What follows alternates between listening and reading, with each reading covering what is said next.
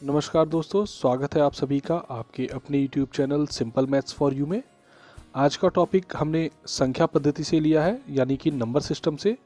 और आज का टॉपिक बहुत ही आसान है, आपने थंबनेल में देख ही लिया होगा।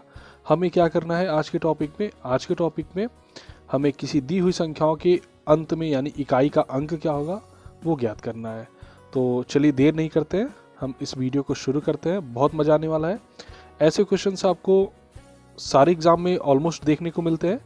देखने में क्वेश्चन बड़े लगते हैं लेकिन है बहुत इजी। तो थोड़े से ट्रिक्स को सीखेंगे, हम थोड़े कॉन्सेप्ट को क्लियर करेंगे। और चलिए आज का वीडियो शुरू करते हैं। पहले क्वेश्चन की तरफ बढ़ते हैं। पहला क्वेश्चन दिया है गुणनफल 274 गुणे 318 गुणे 577 गुणे 313 में इकाई का अंक है। तो हालांकि ये संख्या देखने में बहुत बड़ी लग रही है। अगर हमारे पास कैलकुलेटर है तो शायद हम इसको सेकेंड्स में कर सकते हैं, लेकिन कैलकुलेटर न होने की स्थिति में अगर हम इसको मैनुअली जैसे गुणा करते हैं वैसे करेंगे तो पहली बात तो इसमें समय बहुत लगेगा, और दूसरी बात है कि हमारा जो आंसर आएगा वो ज़रूरी नहीं सही हो, क्योंकि उसमें मैथमेटिकल एरर होने के बहुत सारे चांसेस हैं। तो इस प्रश्न को हल करने के लिए, इस प्रश्न में इकाई का अंक ज्ञात करने के लिए हमको कुछ नहीं करना होता है। हम क्या करते हैं, सबसे पहले सारी संख्याओं को छोड़कर सारी संख्याओं के अंकों को नहीं लेते, हम सिर्फ उनके इकाई के अंकों के बारे में बात करते हैं। तो जैसे इन संख्याओं में इकाई का अंक देख सकते हैं, 4 है, फिर 8 है, फिर 7 है, फिर 3 है। हमें क्या करना होता है, अब सिर्फ इकाई की संख्याओं को गुणा करते हैं। जैसे 4 में 8 का गुणा किया तो 4 8 32, फिर 7 में 3 का गुणा किया 7 3 21। अब फिर हम इन इकाई अंकों को ले लेते हैं तो हमारे पास क्या हो जाता है, 2 और 1, 2 1 नम 2। यानी अगर हम देखें तो इन पूरी संख्याओं का गुणा जब हम करेंगे तो हमें इकाई पे कौन सा अंक मिलेगा, वो मिलेगा 2। यानी पहला ऑप्शन हमारा क्या है, सही है। क्वेश्चन नंबर 2 की तरफ बढ़ते हैं। ये क्वेश्चन नंबर जो 2 है वो क्वेश्चन नंबर 1 की तरह ही है, सेम है। आप चाहे तो वीडियो को पॉज करके आप इसका खुद का प्रैक्टिस कर सकते हैं, लेकिन मैं फिर भी इस क्वेश्चन को एक बार और बता देता हूँ। जैसा कि मैंने पहले प्रश्न में बताया था, हमें क्या करना होता है, सिर्फ इकाई के अंकों से डील करना होता है यहाँ पे। और हम क्या करते हैं, इकाई के अंकों को लिखते हैं। यहाँ से देखिए 5, यहाँ से हमें मिल गया 7, यहाँ से मिल गया 4, और यहाँ से मिल गया 9। हमें सिर्फ इकाई के अंकों का गुणा करना होता है। तो 5 में 7 का गुणा करेंगे तो 5 7 35, और 4 में 9 का गुणा करेंगे 4 9 36। तो आप देख सकते हैं हमारे पास दो संख्या फिर आ गई जिसमें इकाई का अंक 5 है और 6 है। अब इन दोनों का फिर गुणा करेंगे, 5 में 6 का गुणा किया तो हमें क्या मिला, 30। अब हम देखेंगे यहाँ 30 में इकाई का अंक क्या है हमारे पास, 0। यानी इस क्वेश्चन का आंसर क्या होगा, 0, ऑप्शन नंबर 1। यानी जब हम इन संख्याओं का गुणा किया हमने तो हमें इकाई का अंक हमेशा क्या मिलेगा, 0 मिलेगा। आप देख सकते हैं हमने क्या किया, इसके लिए मैं एक बार फिर से बता देता हूँ। हमने क्या किया, सारी संख्याओं की इकाई को अंक को ले लिया। यानी 175 में इकाई का अंक 5 है तो उसको ले लिया, फिर हमें 7 मिल गया, 4 मिल गया, और अंत में 9 मिल गया। हमने गुणा किया 5 7 35, 4 9 36। फिर इसकी इकाई के अंकों का गुणा किया, यानी 5 और 6 का गुणा किया, 5 6 30, और 30 का इकाई का अंक में क्या मिला, 0। तो हमारा आंसर क्या हो जाएगा, 0। अगले क्वेश्चन की तरफ बढ़ते हैं। तो अगला क्वेश्चन आप देख सकते हैं, बहुत ही बढ़िया क्वेश्चन है और ऐसे सवाल एग्जाम में जरूर पूछे जाते हैं। तो हमारा जो नेक्स्ट क्वेश्चन, क्वेश्चन नंबर 3 है, उसमें आप देख सकते हैं 43 में 44 45 और अप टू 48 तक मल्टीप्लाई करना हमें। यानी हमें बताना है कि 43 से लेके 48 तक का अगर हम मल्टीप्लाई करेंगे तो इकाई का अंक क्या होगा।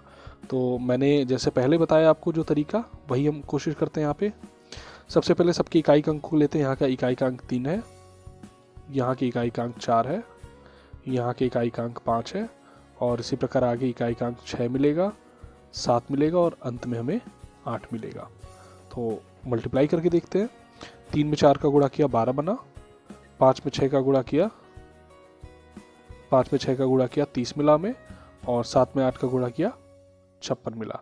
अब इनकी इकाई के अंकों को लेते हैं। आपने यहाँ पे एक चीज़ ध्यान दिया होगा, हमारा जो 30 है, इस 30 की इकाई का अंक क्या है, 0 है। तो अब हम जब 0 में किसी भी संख्या का गुणा करते हैं तो हमेशा हमेशा क्या मिलेगा, हमें 0 मिलेगा। तो आप ध्यान दे सकते हैं यहाँ पे 2 का गुणा 0 में करेंगे तो 0 मिला, और 0 का गुणा 6 में मिला तो 0 मिला। यानी हमें इकाई के अंक में हमेशा क्या मिलेगा, 0 मिलेगा। यानी इसका आंसर नंबर क्या हो जाएगा, 4 सही हो जाएगा। इस क्वेश्चन को आप आराम से देख के भी सॉल्व कर सकते हैं, आपको इतना करने की जरूरत नहीं है। उसका नियम क्या है, आपको ऐसे अगर क्रमागत संख्याएं दी हों अगर मल्टीप्लिकेशन करने के लिए, या अगर कोई भी संख्याएं दी हों, आपको उसमें ये ध्यान देना है कि अगर किन्हीं दो संख्याओं के इकाई के अंकों का मल्टीप्लिकेशन 0 हुआ तो उस पूरी संख्याओं में इकाई का जो अंक होगा वो हमेशा 0 आएगा। तो मैं फिर से रिपीट कर देता हूँ एक बार, अगर दी हुई संख्याओं में दो या दो से अधिक संख्याओं का मल्टीप्लिकेशन अगर 0 होता है तो पूरी दी हुई संख्याओं में इकाई का अंक हमेशा 0 होगा। तो इसका ऑप्शन नंबर 4 सही है। अगला क्वेश्चन आप देख सकते हैं। अगला क्वेश्चन क्या है, हमारे पास एक नंबर दिया हुआ है, कुछ नंबर्स दिए हुए हैं, उस पर कुछ पावर्स दिए हुए हैं और पूछ रहा है कि इनके गुणनफल में इकाई का अंक क्या होगा।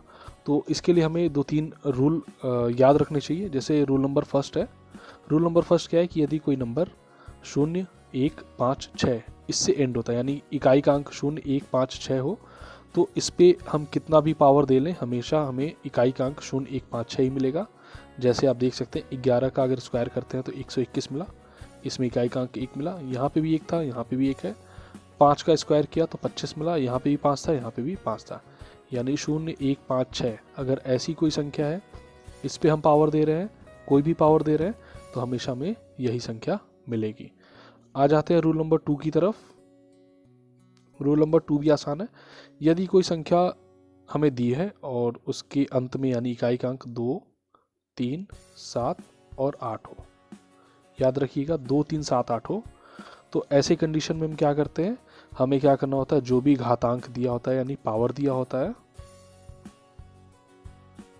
उसमें हम किससे भाग देते हैं, 4 से भाग देते हैं। 4 से भाग देने के बाद जो शेषफल मिलता है उससे हम क्या करते हैं, फिर उसको एक्सपेंड करते हैं। और जो इसका रूल नंबर 3 है, यदि कोई नंबर के लास्ट में यानी यूनिट प्लेस 4 और 9 हो तो ऐसी संख्याओं में हम घातांक में किससे भाग देते हैं, हम घातांक में 2 से भाग देते हैं। तो चलिए इस क्वेश्चन को करके देखते हैं। हमारे पास जो एग्जाम्पल दिया हुआ है क्या है, वो एग्जाम्पल है 7 पे पावर 35, फिर 3 पे पावर 71 और फिर 11 पे पावर 55। हमें करना क्या है, 7 है हमारे पास, तो रूल नंबर 2 देखिए 7 है, 7 के लिए हमको क्या करना पड़ेगा, घातांक में 4 से भाग देना पड़ेगा। यानी 35 में जब हम 4 से भाग देंगे तो हमारा कितनी बार में जाएगा, 8 बार में जाएगा, और हमें शेषफल कितना मिला, 3 शेषफल मिला। इसी प्रकार 71 में जब हम भाग देंगे 4 का तो हमें कितना मिलेगा, 17 बार में जाएगा और फिर 3 हमें शेषफल मिलेगा।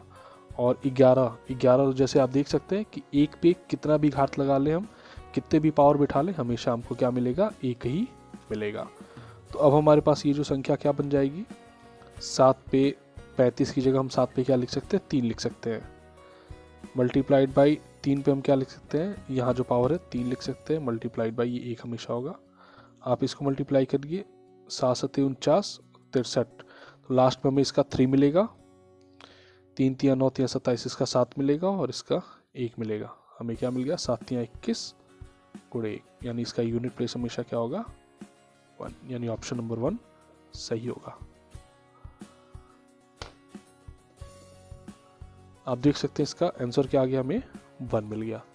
अब आप पूछेंगे ये 1 कहाँ से आ गया, तो मैं आपको बता दूं, एक बार फिर से इस चीज़ को देख लेते हैं। हमें करना क्या होता है, हमारे पास ये प्रश्न है, हमारे पास 7 पे पावर 35, 3 पे पावर 71 और 11 पे पावर 55। हमने कुछ अभी बेसिक रूल पढ़े थे यहाँ पे, उसको मैं यहाँ बता देता हूँ। हमें क्या करना होता है कि अगर हमारे पास कोई नंबर 7 हो, अगर 7 पे कोई पावर हो तो हम क्या करते हैं, उस पूरे पावर में 4 से भाग दे देते हैं। तो हमने 35 में 4 से भाग दिया, हमें क्या मिला, 3 शेषफल मिला।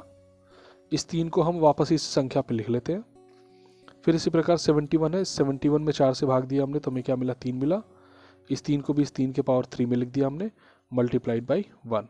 7 पे घात 3 होगा तो हमें यूनिट प्लेस हमेशा 3 मिलेगा, 3 पे पावर 3 होगा तो यूनिट प्लेस 7 मिलेगा और लास्ट में 1 मिला। तो हमें आंसर क्या मिल गया, 1।